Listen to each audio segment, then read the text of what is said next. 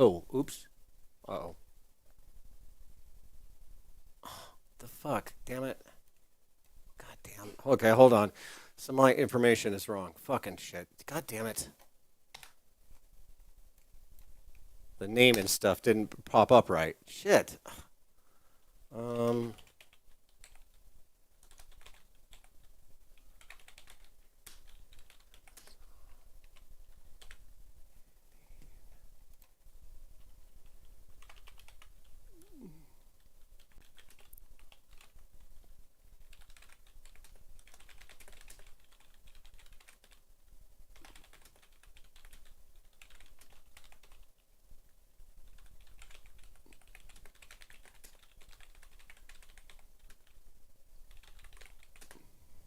All right. You have painted everything. It's Jeremy's painting. Chris is prepping for two new kittens, and they are Kittens? distracted.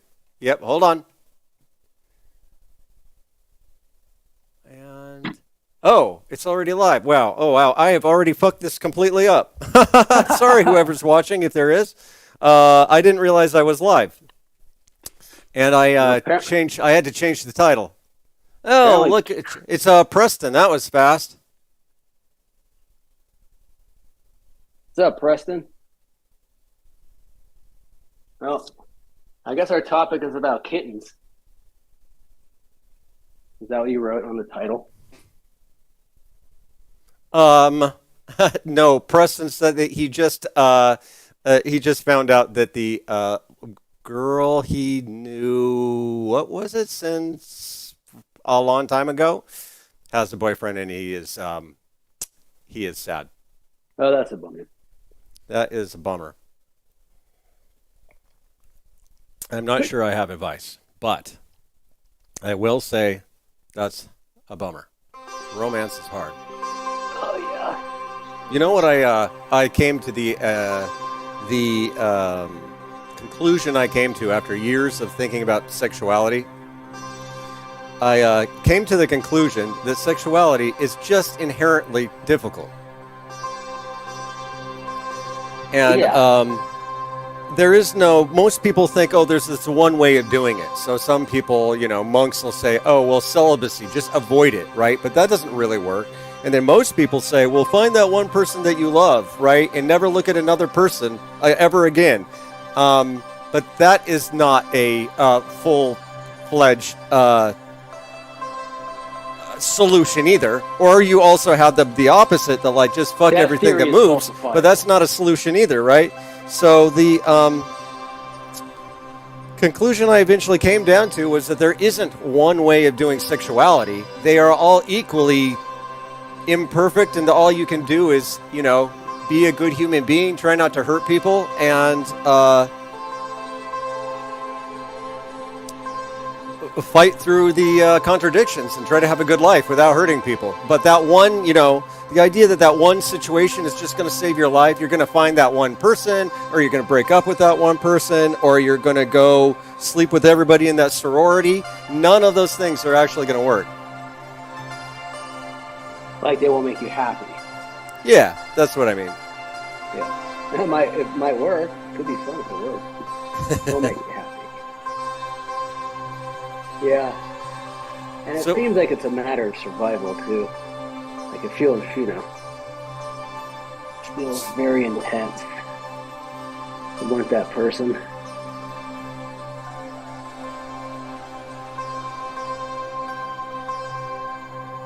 Dang, it's hard for me to hear you. Is it? I'll speak up. Yeah, that's always a problem. It is often a problem that I just can't get Zoom to be loud enough compared to like my stuff. Oh yeah. Somewhere there's balancing is really hard. Somewhere there's another gain knob. I guarantee it. There's always another gain knob. there's always one more gain knob. Well, I guess I can't pull me down a little bit. Oh my God, he knew her since preschool.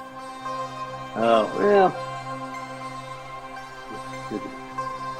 Wide in the territory. I don't think I don't know anybody that I know knew that far back. Nah, shit. Ooh, my oldest friend is you. So what's up with your painting? What? What's up with your painting? Well, I'm putting it on the wall to change the color.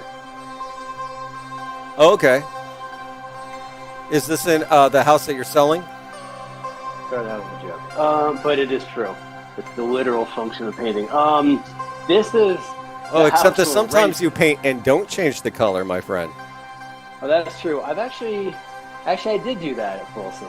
We just made, and then we painted over that. Fucking hell, dude.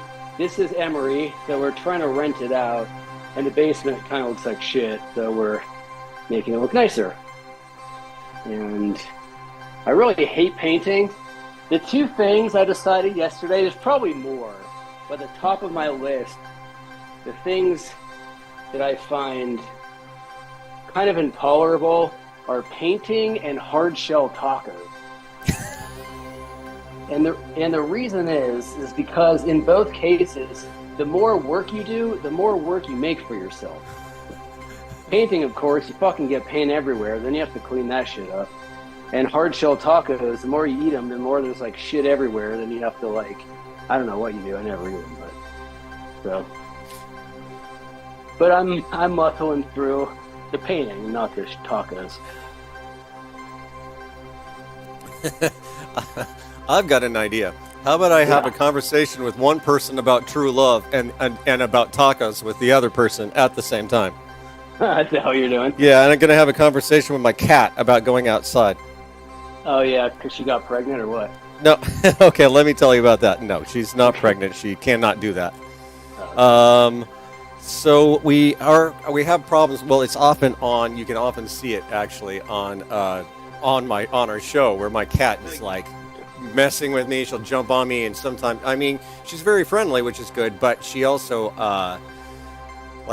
plays too hard. And we read that one thing you can do is to get more cats to kind of distract them, and then they learn socialization from the other cats. Oh yeah, right. Yeah, and so we decided to get a 2 kittens, and we're going to pick them up. All right. In fact, today's show is going to be a little bit shorter than usual because I will. By the time we're getting to the end of the show, it'll be starting to get time to go get the cats. But I've been fixing up the house. I just put a barrier up. So what we're going to do is put the kittens, and they're only a couple months old. They're little. We're going to put them in the upstairs bedroom and let them, give them that area and lock Puzzle out for maybe weeks. We'll find out. So, but I don't want her, she does not like other cats. So I don't want her right at the door, right? And that would be quite scary for those little baby cats. That would suck. Yeah. But and so I put up just before this, I put up another barrier so that there's sort of you've heard of an airlock. This is a kitty lock. There's a few 10 feet of kitty lock where there'll be no kitties, so that they don't know about one another. And then you go step by step. You make it so they smell one another. They will sort of eat even meals. We read that you have them eat meals on either side of the door. Cool. And then it can take your time, especially since 2 of them are little and the third one is big and mean. So I'm a little bit nervous. Feral. I'm a little bit nervous about it. How happy is Charlotte about this? She is, Charlotte is my 9-year-old daughter who really wanted Puzzle, but then Puzzle, they don't get along perfectly because Puzzle is kind of mean and will she just plays too hard. So, Charlotte was excited to get Puzzle, but the relationship has always been a little bit iffy, and now she's excited to get these 2 kittens. They are incredibly cute. All right. That's exciting. Yeah. So that's the news. Let's see. I'm also I'm trying to think of psychedelic news. We should start a zine, an online zine, psychedelic news. Well, those things that you're that would be clever. Those things exist. No, that's true. Yeah. Yeah, but we haven't written one yet. Nope. We do have a podcast that we do every once in a while. Mostly we talk about cats and painting, though. Yeah, we're gonna change the title. Cats, God, and Painting. Cats, dogs, painting.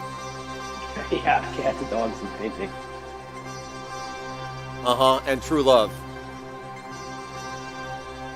Yeah, I think we've said everything there is to say about all the other topics, and now we just something. Right. Psychedelic news. Go.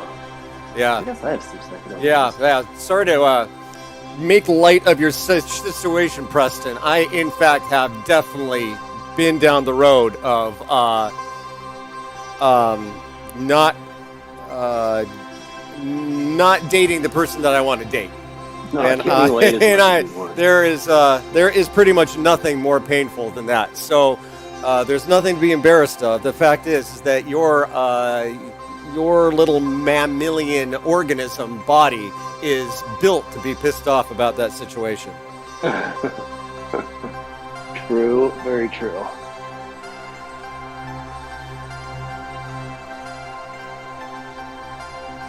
Oy.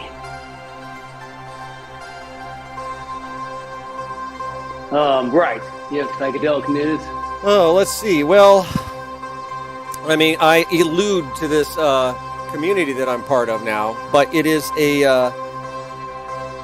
it's underground, so I don't like to talk about it too explicitly. I was involved in a very not underground mushroom church last year, but it broke up, and then some people got together and started doing things together afterward. But we're going for a more underground strategy, at least for the time being. Yeah, that's cool. Actually, we're calling it a mystery school. Oh yeah, oh, nice. It's everyone has a kind of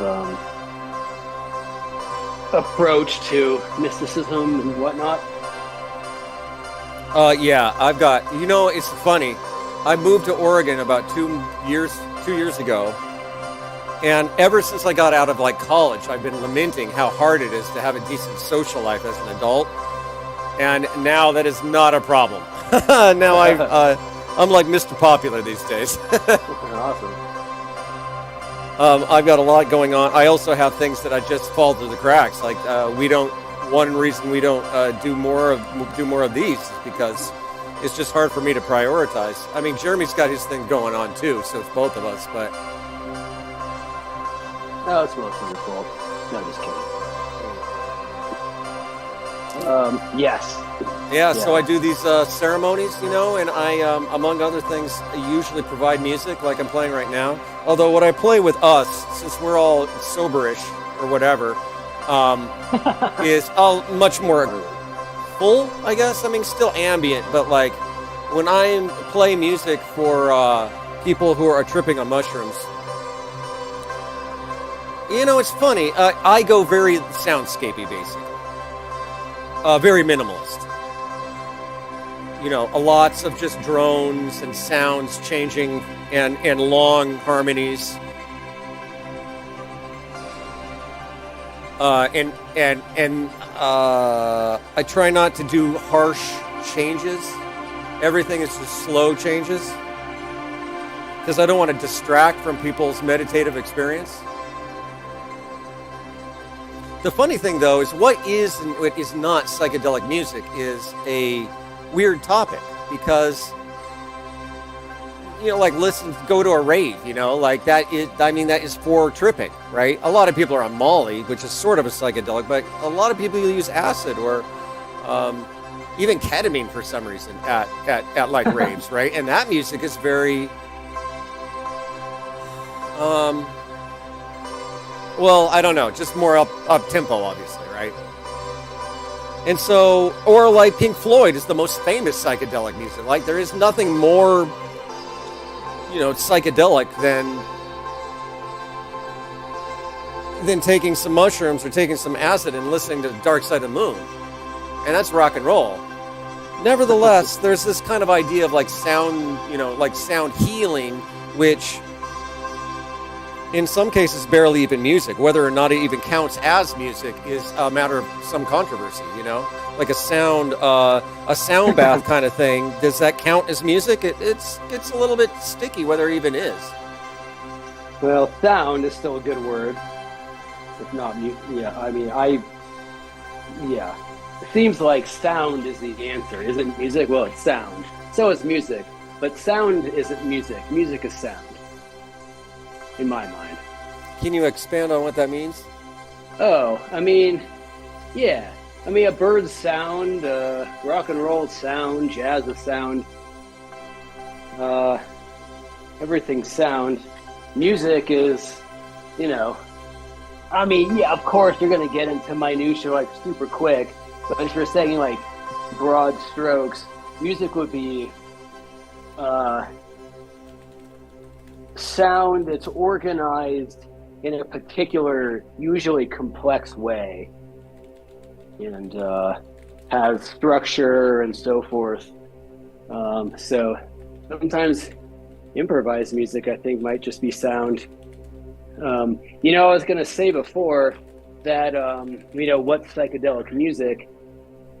Can you still see me? In my studies about shamanic and ritual music, which is kind of the prototypical psychedelic music, one of the main things I took away is that if you have a certain kind of music that everybody responds to, say in the tribe or whatever, when you hear that, now it could be the music of a certain deity.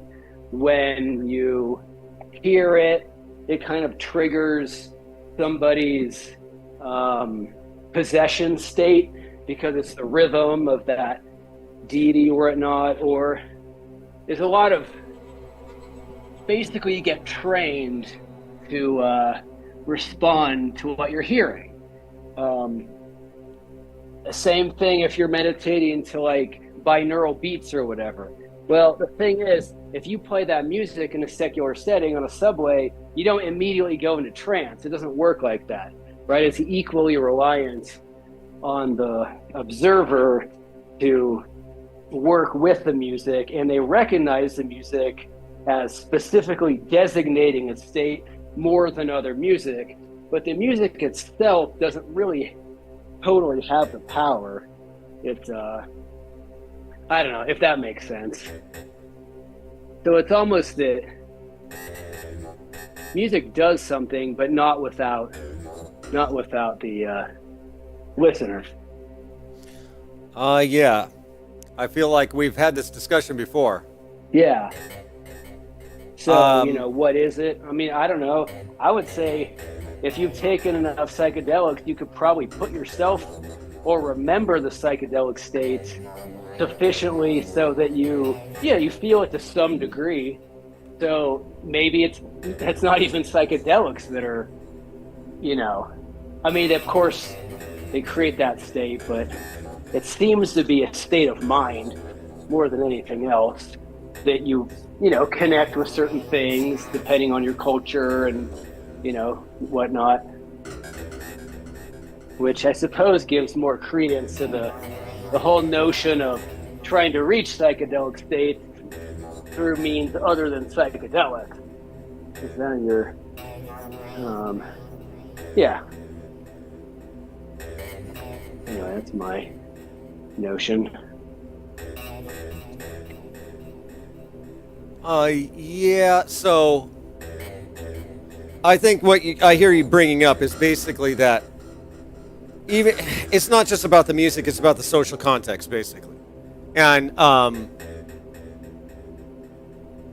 or say context, music, context, interstate. I'm probably stressing that idea, but yeah, basically what you're saying. Just a lot of factors. Huh. Even if you're, I don't know, if you're high, then somebody like, your parents come home, they turn on all the lights, and they're like, "What's going on?" You probably don't feel a psychedelic because you have to relax into the state.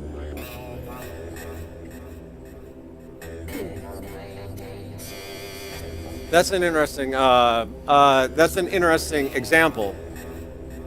Because I don't know if you've had that, but I've had that where you are, um, you're tripping, and then for some reason you've got to like sober up. Yeah. And of course, that gets really hard if you're really high. But if you're not that high, you can. I've done it. Even when I was younger and wasn't like as established. I can remember my wife's very first trip when we were in our early 20s. She was like having a difficult time. It hit her really hard, and I felt like I needed to take care of her. And I didn't really trip. I mean, I was on mushrooms, but like I never sunk in because I felt responsible for her. Yeah, no, it's a great. So I suppose extending that further, if you lay down, or if you meditate, whatever, you relax essentially, and you have, it's a combination of relaxing and focusing, and you have these meditative states that have definite overlap with psychedelics. But when you wake up, when you open your eyes and it's time to go back to work, then you do.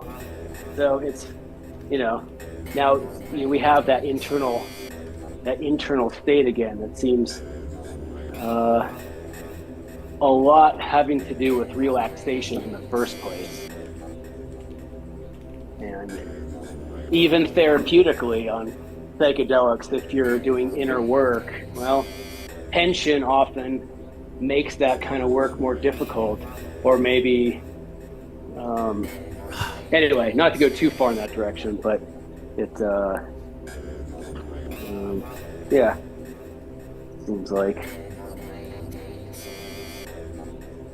Then that's just the experience, right? If we're talking like psychedelic, I don't know, metaphysics and visions and whatnot, that's different. But just the physiological states, you can kind of control it up to a point, like you're saying. Oh, I'd say it's almost the opposite. I mean, the physiological state is what it is, right? But there's a lot of different experiences on any given dose. Basically, do you dive in or not, right? Do you dive into the trance or the experience, whatever it is? If you're hiking, then it's diving into hiking, I suppose. Oh, sure. Yeah.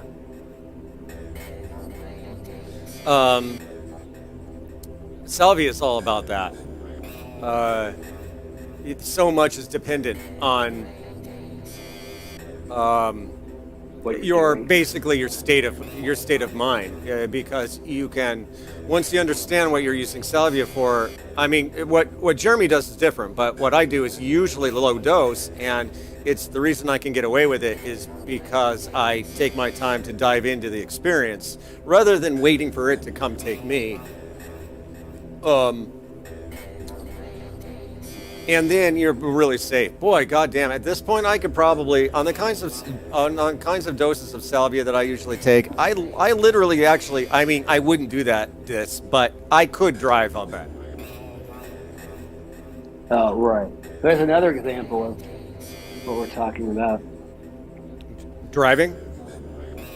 Oh no, just controlling your state, focusing. I mean, we're saying the obvious, right? I mean, if you focus on, your hand, eventually you're going to notice sensations in your hand. Awareness equals attention or whatever, or attention equals energy. So anyway, yeah. I don't know. I mean, you're right, physiologically, chemically, but you can alter your physiology with thought. I think that's what I meant by physiological.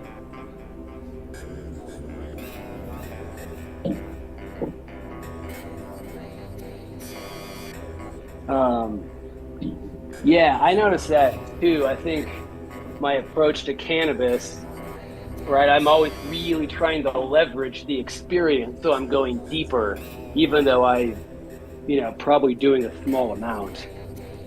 So I guess this stuff's kind of, I mean, for you too, right? I guess anytime you do a small amount, you're doing more work to feel it, to stay in the zone, I guess. Maybe we should talk about that. I would imagine that's an approach that comes later in the beginning, you take a drug, you feel it, you have a good time or whatever, and there you go. But what if you want to navigate or need to sober up or try to get more high, instead of, or you're in that space, right? Oh, should I take more? I didn't take enough. And, what do you do in that space? Can you, exert some kind of control? So that do you specifically... you're not totally dependent on the drug? Yeah, totally. I think that this gets back to this is one reason I do call these things medicines, because that's kind of what the community calls it. But in some ways I don't like the term medicine, because when I think of medicine, I think of something that you're just going to passively take and it's going to fix your problems. Psychedelics or drugs in general are not like that, right? They're really, the term tool is the best word. I like that, yeah, I agree. Because it'll help you, but the drugs are not going to make you enlightened, or fix your trauma, or make you, feel better about the girl you're not with, or things like. But they might help. But when you're in the state of taking them, you have to engage. Like if there's a topic that you need to engage in, you have to engage in it. Right? Do you agree with that? Yeah, I do. Actually, I would argue that it's more in the approach. There's a medicinal way to take them, and then there's a tool way to take them. That doesn't sound very good. But, oh, yeah? So do you think that you can just do it very passively? Oh, okay. By the way, somebody said catalyst. That's another interesting term. Oh, catalyst? Yeah, that's good. Yeah, that's good. Well, let's see. Catalyst sounds like a function, and yeah, if you don't know much about the drug, or you're new to them, or maybe you want a particular, maybe you don't have the energy, like maybe you have so much to work on that you're just kind of surrendering and saying, hey, please show me. I mean, intent is I would say intent is a mechanism of tools, or let's see. Intent is a tool to use, but that often happens in the beginning of a trip, right? Not the intention? Well, the intention. So I would say maybe along the way you have a choice of guiding or surrendering. And in fact, surrendering is very important. Otherwise, you can get in some trouble feeling like you have to maintain control or trying to maintain control. So there seems to be a balance there. Oh, I see what you mean. You mean if you get too wrapped up in your intention, you can be too much of a control freak. Yeah, and I mean, how many times have you held an intention and in the middle of the trip you laugh because your intention was like that big and the drug is showing you like this much? That's true. You're like, what sentence should I change in my book to make it better? Well, that's pretty, but we've all kind of been there. So I don't know, actually that's kind of makes me think that there's different ways of doing them, but there's a balance of intention, or say control, maybe use better words, and surrender. There's inherently a balance that gets you the best results.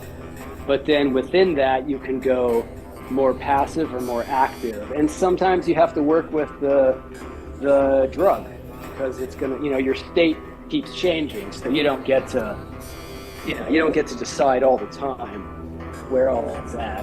Would you agree? Yeah, I mean, I think your basic idea of that you come in with an intention, if you have one. But you might ultimately, I think the best way to put it is what you said in the beginning, is that sometimes the drug says, what you learn, really your mind says, or the universe says, the truth is that your intention itself was rather ignorant and small. Right, which is usually the definition of taking these substances. Your outlook goes from small to big, let's say, as a generic kind of model, and your considerations, your intentions, your theories, all of those go from small to big. Let me just say, we've got several people, and there's a big conversation. I wanted to answer that question, but the truth is, I don't really know, Jack, what you're referring to. What's the that's my problem. Ganja, I assume you mean ganja, but sulfa and bang are things that I do not have an opinion about. Oh, you mean? I assume that these are drugs that I don't take. Bong is Mexican yogurt cannabis. Oh, BHANG? Yeah. What is it? What was the other? Huh? No, tell me again what it is. Oh, bong. It's like a milk with hash in it, or a yogurt with hash in it. It's an Indian. Correct me if I'm wrong. Oh, it's Indian. It looks like an Indian word. Yeah, it's an Indian yogurt hashish drink. Oh, and you get high by drinking yogurt? Yeah. Oh, well, I want to do that. I picked that one. Then the other one is sulfa, SULFA. That kind of looks Indian-ish too. Sulfa? I only know that as pharmaceutical. I don't know what sulfa is outside of pharmaceutical drug. You could tell us though. Yeah, I guess I wanted. So, are you down to kind of look at this intention/surrender balance and how to maybe go from one side to the other intentionally? Sure. Yeah, it is an interesting balance. So my thought was that first you need to learn both. I mean, there's nothing wrong, I suppose, in just taking the drug and seeing what happens if you're safe and you know what you're taking and you're not gonna freak yourself out. But then, so that might be the medicine version. Like this first time I smoked weed out of a gravity bong in my friend's pool at age 16. That was maybe a medicine. I didn't know what to expect. I just was ready to try. Really, it was just an exploration when you're at that point. Yeah. I did that with DMX recently. Yeah, that's true. I didn't have a medicinal intention.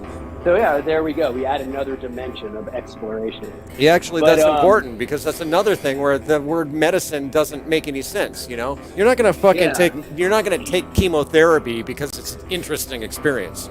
Right. Yeah, it's gonna be fucking terrible, but maybe save your life. Exactly.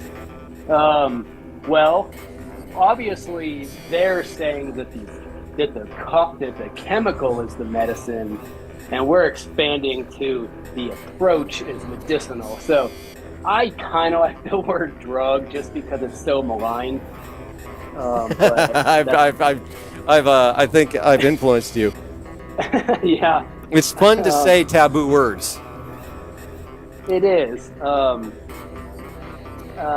Let's see. So, as an approach, though, if we're talking outside exploration, then it seems like there's surrender and there's intention, both of which are important to know how to do. Should we do this kind of methodically and talk about one and the other, and then how they balance, and then how to affect them, or is that too much? Well, how about you just say whatever it is you want to say, but I don't think you have to be too methodical about it because that tends to get a little dry.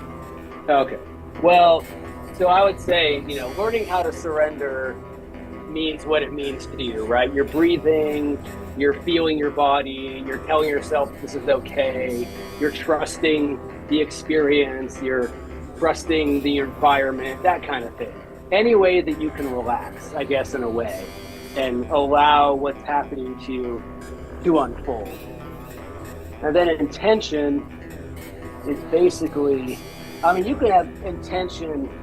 Intentions seem to work best when you're when you're entering, it's what's a good word? You're entering an acute state. Like you can have an intention in getting into your car, right? By the time I get there, oops. Yeah. Oh, my earbuds are dying. Hold on, let me fix that. By the time you get to where you're going,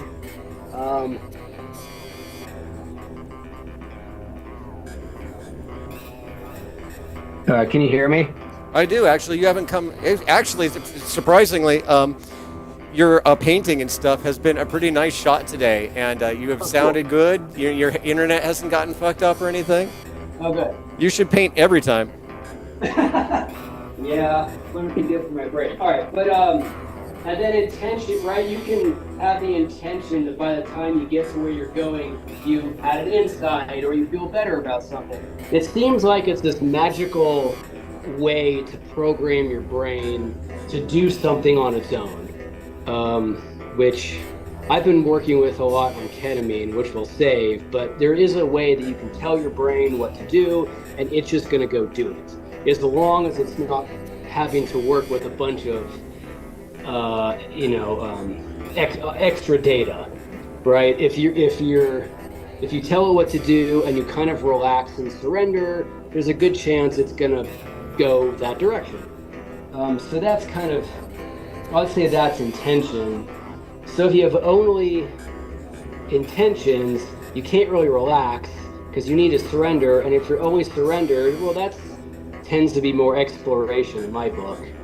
And then, all along the way, you can kind of tell, well, it's time to get up and have some intention, say hello to people or whatever. Or now it's time to relax because I'm feeling it really strongly and just lay in the chair and kind of let it come over you. And so you can kind of use both these methods, I guess, along the way. Anyway, I want to hear what you have to say.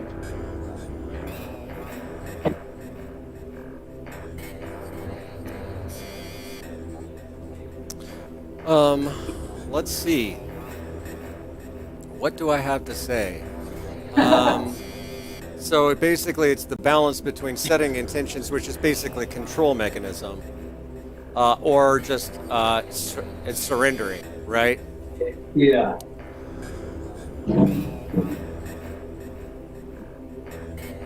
Or you can say whatever. I mean, Well, another interesting thing is that the mind works on more than one level. Because you'll have the conscious mind that is, I think of as the highest level structure. It might be the most sophisticated structure, but it's also the least fundamental. Is the one where you, with words and stuff, and that's where you're setting your intention, right? Yeah. And then when you set your intention, you're sort of talking to lower level, the subjective level, the unconscious level, and then ultimately the universe. Yeah. That's where it becomes non-dual, is on the lowest level. And so, I don't know, by setting intentions, maybe it has a tendency to maybe make those levels more aligned, kind of. But at the end of the day, it's the lower levels that are in charge of what's going on. And that's why sometimes your intention just gets thrown out. Nevertheless, if maybe setting an intention is important because, I think I often say this when, like, if I'm guiding people or I'm guiding me and we're setting intentions, is that I always push that it's an observation, not a creation. That is, you're there for a reason, right? You already have an intention. If you are at a ceremony, or you are tripping by yourself, or you're at a rave, or whatever it is that you are doing, you're doing it for a reason. And so when you consciously set your intention, you are kind of bringing that information up from the bottom, subjective or subconscious level, up to the conscious level, and kind of aligning them. Does that make sense? Yeah, I like that. Because I always think that your intention is already there. And if you don't know why you're there, it's not because you don't have reasons. Of course you've got reasons. It's just that your conscious mind has not tapped in to what those reasons are. So maybe when we set an intention, I'm only exploring with ideas here. Maybe when we set an intention, it's less about controlling the trip and more about like aligning your conscious mind with the lower level structures that are already happening. So the trip can unfold in a different way. Yeah, and maybe you're less likely to have a bad trip, maybe, because you're more conscious of your own intentions, of why you're there. Yeah, and there's a way that in the middle of it, you've chosen this for a particular, like you're not just out to sea. You've created a world for yourself to be in, or at least you know that even if the world isn't working that way in that moment, you know that you have designed for yourself a framework to work within. Like it's more of a choice, it's another choice.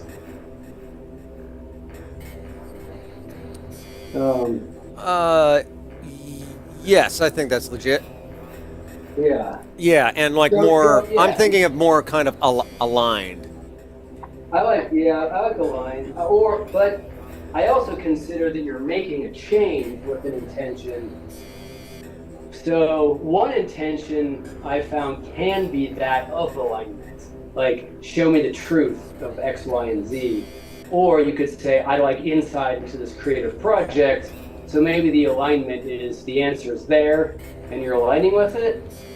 But sometimes it's more manipulative and sometimes it's more like revelatory, I guess. Like you're getting a revelation or you're getting an insight.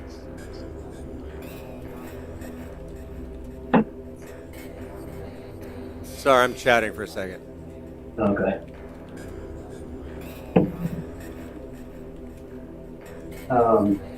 If any of the chats are interesting questions, you can set them. I generally don't like painting, but man, painting in a super cramped hallway where you can't even move your stick around, that's kind of boring. Yeah, like I said, I'm kind of having a good time. If I'm ever not, I'm just like so all over the place. Of course, you're painting too. But yeah, I'm still talking to Preston about his situation with the girl. Right. Yeah, because he always talks to us, and he's her buddy, and he's going through something kind of traumatic. And so it is interesting going back and forth.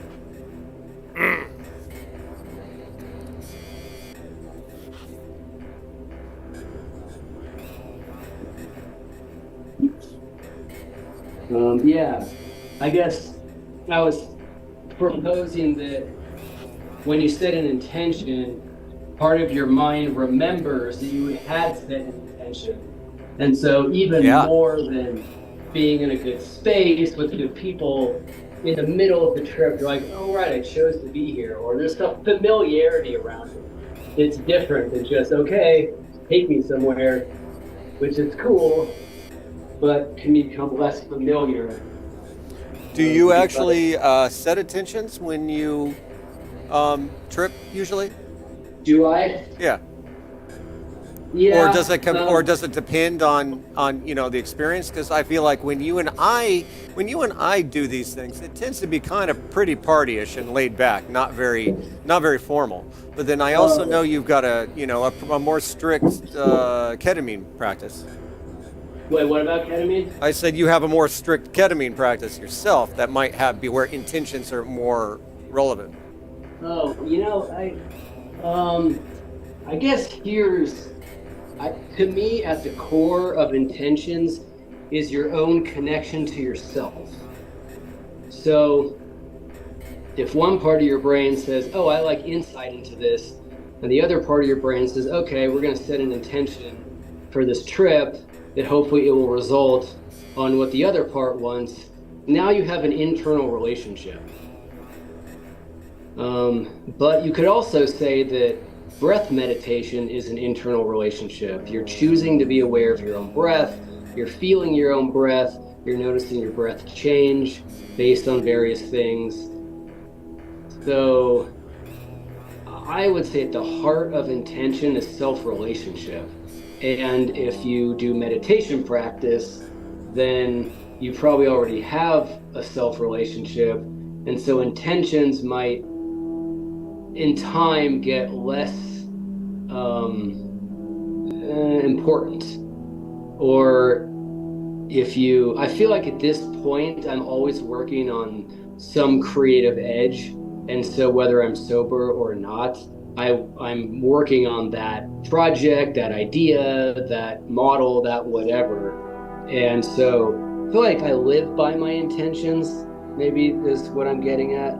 It's not, I'm not, I may watch my fair share of TV, but outside that, I try to stay in a creative space, which is led by intentions, and I'm trying to usually be aware of my breath. So when I take a chemical, I'll usually stop and kind of consider. The last ketamine trip, I probably spent 10 minutes being like, okay, what's going on? And then I landed on an idea I wanted to bring in to guide it. But they're usually pretty surface, because I'm probably working on that anyway. Yeah. So yeah, I do. If it comes to cannabis, because of how it works, it's kind of, I always need to stop before I smoke. Actually, this is a good one that I read in some book, and this goes for all drugs or eating or anything. The more mindful you are of your state changing, the more impacted you'll be, and the more effect that you'll feel, because you'll notice the change. If you don't notice the change, if you don't notice that you're getting full, then your brain's not going to tell you you're getting full because you didn't notice. So you're going to keep eating until you get overfull and you're in pain. So especially if you're doing a small amount like you do, Chris, and with salvia and I do with cannabis, you have to pay very, very close attention. Then you'll feel it. But the reason you feel it is because you're paying attention. The shift is subtle, and your own shift is subtle. And obviously, if you take 10 hits of acid, it's gonna, you don't have to. It's gonna tell you what's up. But anyway, that's kind of my thoughts of intention. It's based on awareness of your own state and like a self-communication. Which is what you do if you're processing psychologically or feeling feelings or trying to figure out an issue or, so forth. I like what you said in particular about how I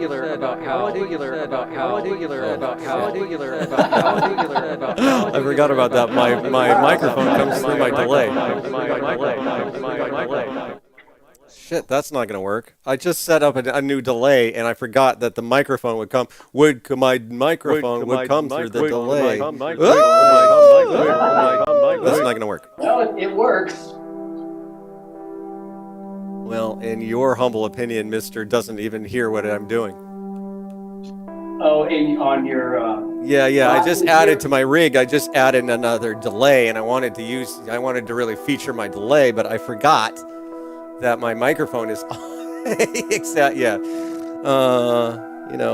Got to go back to the lab, I guess. I might try to figure out a way of pulling out the microphone, or maybe I don't mind for other things, but for talking to you guys, a long, thick delay is not going to work very well on my voice. Yeah, that does not work.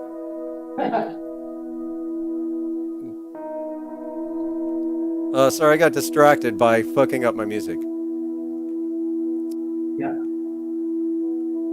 That's the whole point of playing music, is to fuck up and get distracted.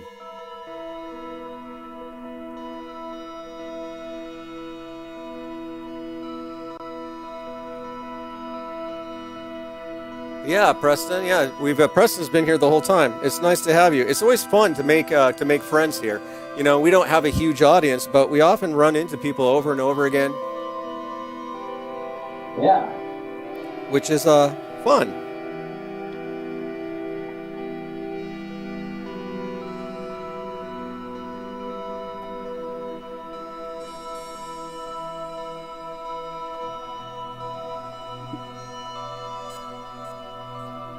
I totally forgot what we were talking about before I fucked up.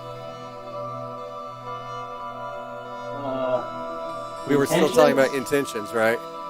Yeah.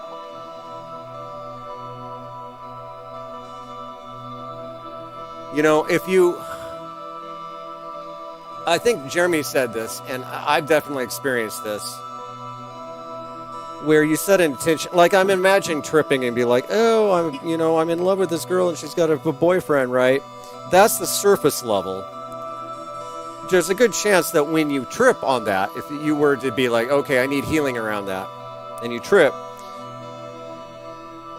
you're going to end up, diving into much deeper things about your relationships, Yeah, great.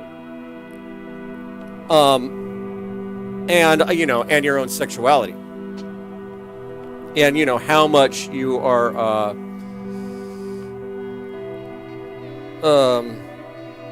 how much energy you put into that, because that's what people do, is they put a lot of energy into their love life. Basically, it's what the organism is built to do.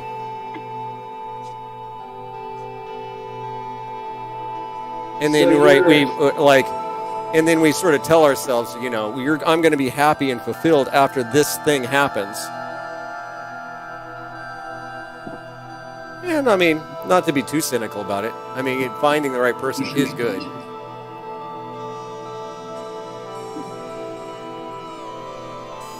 And you do bring up a good point, though, because I want this thing then brings up the questions why, right? And if you don't get it, why are you in pain? And you start going down psychological layers to consider if you're in pain, something's wrong with you, right? I mean, there's obvious exceptions to that rule, but if you're like, oh, bummer, she was cool, is different than I'm completely falling apart. And both are legitimate and both give you information.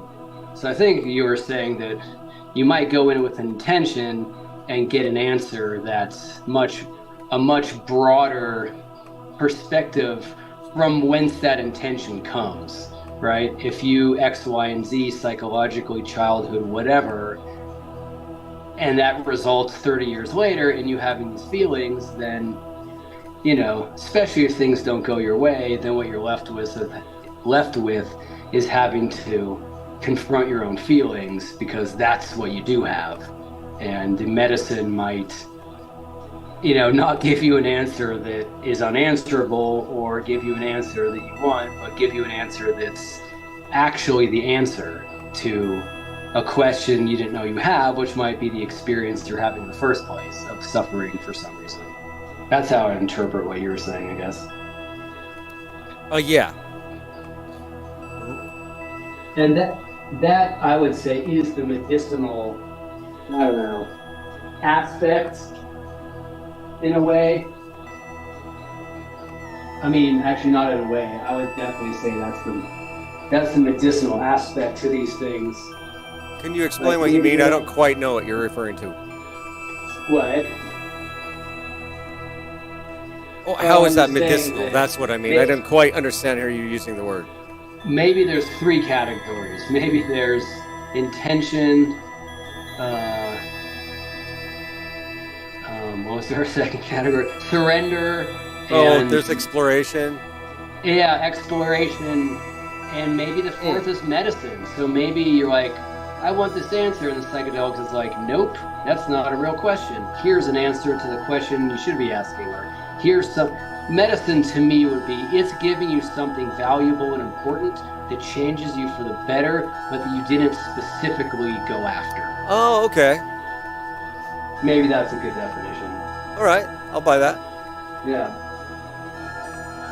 So, are they medicines? I don't know.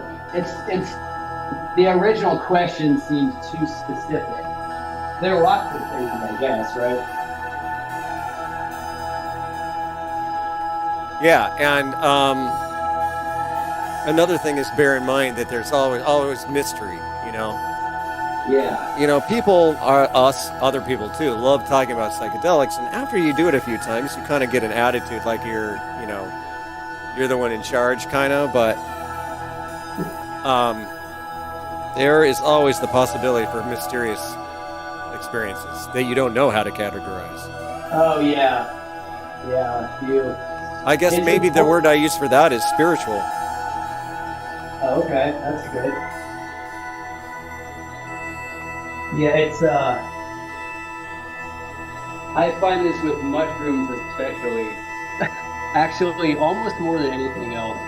I'll be in the middle of the mushroom trip. I'll be like, sorry, I'm sorry, I'm sorry, I'm sorry. I pretended to know anything and, did all that talking. I'm sorry, I'll shut up. Sorry. It's usually how it feels to me to be on mushrooms.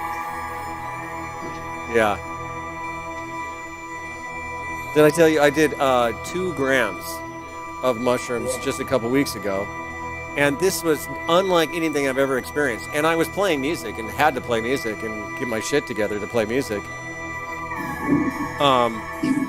And it was 2 grams, but it hit in 5 minutes. I time when I take these medicines or catalysts or whatever, sacraments.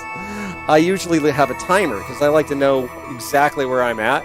And I looked at my watch when I first started feeling it, and it was 5 minutes, which is unheard of. And I tripped hard, but was coming down after an hour.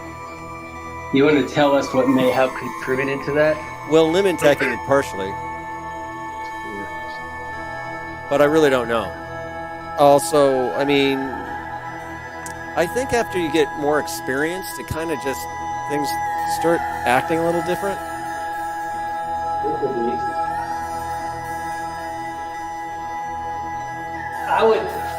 I would definitely put that in the category of awareness affecting your experience. If your experience, like you're saying, then there really is a way that the trip is different. Because I remember the first time I took ketamine, I was with another guy who was really experienced. And after an hour, he got up and drove home. And I remember because I heard it. But I was plastered to the floor for like another hour. And I did notice in the last trip I took, I specifically went into this very deep state. And by the time I was kind of mostly out of it, I was kind of ready to be done. But for all intents and purposes, I was still very, very, very high. I don't know. There's the mind. I mean, we've been kind of hammering on this idea, but the mind really affects itself very strongly in this kind of feedback loop. Kind of like what you were saying, Chris. There's this, there's a low level and a high level, and there's language, there's feelings, there's all these ways that the brain leverages awareness and affects itself in this feedback loop, and so there's this really dynamic process. If you're changing your state, an experienced meditator guessing is going to go into a meditation much more quickly because your brain knows what to expect. They've had the experience, right? I mean, just so kind of like you do anything. If you're experienced at something, you're better at it. So that was actually one of the themes of my ketamine trip, phenomenologically, is to recognize kind of how consciousness is constructed and how there's all these various layers. And I might as well just come right out and say it, but in my opinion, consciousness arises because of the complexity of the brain. I do think there's other factors that are relevant and interesting, but at the end of it all, I really think that self-awareness is a matter of complexity, which means that consciousness is a spectrum, and every organism, up to down to a protocell that still moves towards nutrients and away from toxins, is obviously conscious. Like, there's no way to say otherwise. Self-aware, maybe not, but anyway. So in the ketamine trip, I kind of noticed there's all these dimensions: feelings, thoughts, guiding thoughts, memory thoughts, language, direct experience, and they're all in the ketamine. You kind of, the perspective keeps shifting around, and then I got the notion that self-communication is when you're basically in one stance, using the mechanism of that stance, whether language or memories, to communicate, to generate content, a memory or language, which your brain then, perceives and responds in another way. And you have this like multi-level feedback loop. And anyway,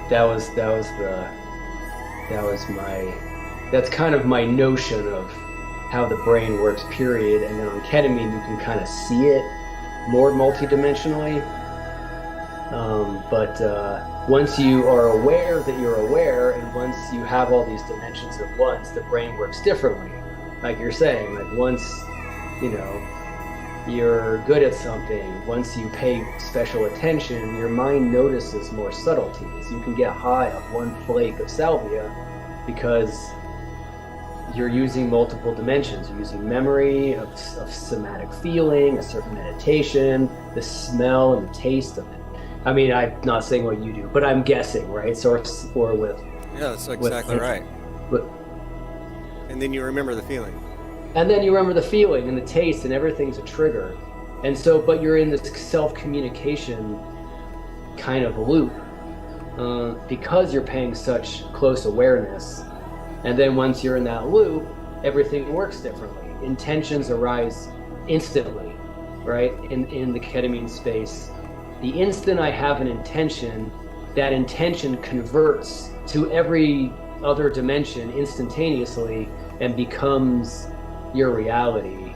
But then I found that it's kind of almost hard to figure out what you're supposed to do because intentions manifest so rapidly that you kind of have to stay focused on the bigger picture. And I tend to have a more active engagement with ketamine and less of a surrender, because it's such an easy surrender. You're just asleep basically, and your mind just freaking or whatever. So anyway,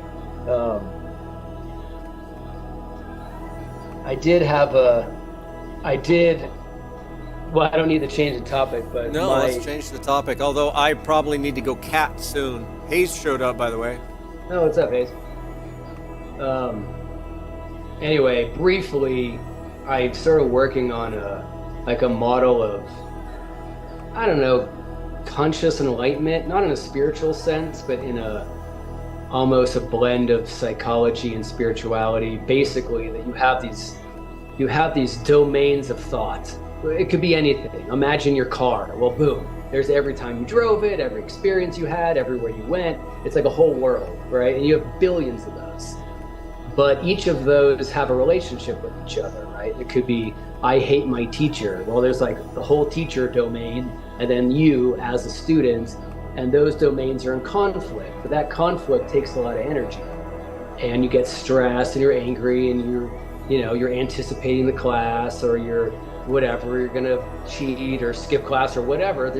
But on the ketamine, you can take, which is really how they describe using it therapeutically for healing trauma and whatnot. You take this one domain, my teacher, who's an asshole, you take the other domain, me as a student, and I don't like it. And on ketamine, you don't feel your feelings in the same way. So you put those two domains together, literally just call them up in your mind with an intention. Like, okay, teacher, student, boom, there it is. Both realities at once. And you just kind of relax, and they kind of blend and release this energy, which is the energy of their complex relationship.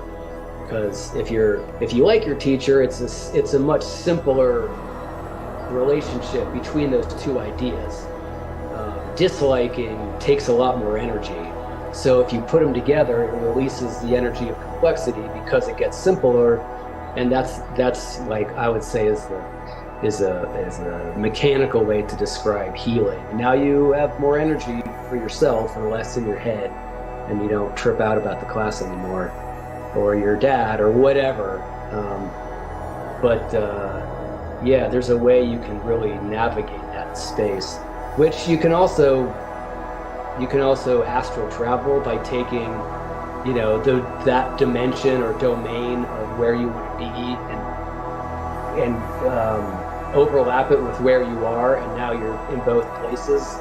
But in your experience, you're in both places, which is all you could say about astral travel. You can't measure it, so it's purely your experience.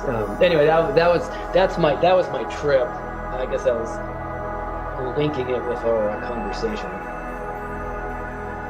Yeah, Preston, actually, both of us have kind of gotten into ketamine. To tell you the truth, with mushrooms, I have accepted that mushrooms are almost purely social for me now. Oh, yeah? Yeah. I use mushrooms on a regular basis, but it's only to, participate in ceremony, or I may not necessarily a religious ceremony, but, I don't do them in my personal practice anymore. It just is not my tool of choice at all.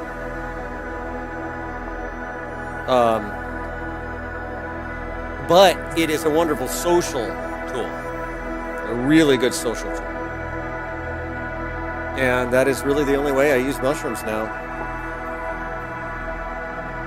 Do you find yourself using small amounts ever? Something I have thought about experimenting with, but I have not. I did it once and it was a success, but I haven't followed through with it, is to use a more than like a mini dose, something like, let's say half a gram maybe, as a substitute for weed, with more of a weed kind of an attitude. But I've only done that once. It was good, and I meant to do it again. I was thinking, because I've thought about it for myself too, that small amount. I know, you do the stacking thing, or I guess we both do, but I find for myself taking, substantial amounts of classic psychedelics, mushrooms, acid, whatever, 2CB. Are usually social. If I'm going to do it by myself, I'm going to take smaller amounts of maybe multiple things, so it's not like a 12-hour trip, or I can control how deep it goes. Except ketamine, DMT, salvia, weed. A weed could go either way. The other three are pretty personal. And then the rest of them are kind of social. Because I don't want to trip by myself for 12 hours. That sounds weird. Yeah, that's true. Yeah, I never thought about it that way, but maybe that's part of it. Like a full-on acid trip. I don't think I've ever taken a whole hit of acid. I've taken a half, maybe 3/4. But like a whole hit by myself. Although I've got a good friend of mine that does that once a week. That's like his practice. Once a week? Yep, once a week. He's like 60. He's been doing it for years. Wow. Well, he's getting used to it, I guess. I should probably start wrapping this up because I need to go adopt a kitty. 2 kitties. All right, yeah, go for it. Okay, I'm almost done. Nice seeing you all in the internet land. I didn't see anybody, actually. Hope, Preston, you get some good insights. You get some good evolutionary insight to your predicaments. And also a good lesson in fine quality house painting. Oh yeah, you guys don't look to me for tips, but don't not look for him for tips either, because clearly he knows what he's doing. Don't hire me. I'm not a professional. All right, I think we are going to end it. Sorry we did not give. I didn't even know if we were going to roll today or not, so I didn't schedule it, but I will try to schedule at least a few hours beforehand next time. They've been super hit or miss lately. Yeah, we'll check in closer to the date, make sure we're good to go. Yeah. All right, well, cool. That was fun. Okay, I am ending it now. Oops, right, that's not my hit. There we go. Power to the people. Bye-bye. Bye.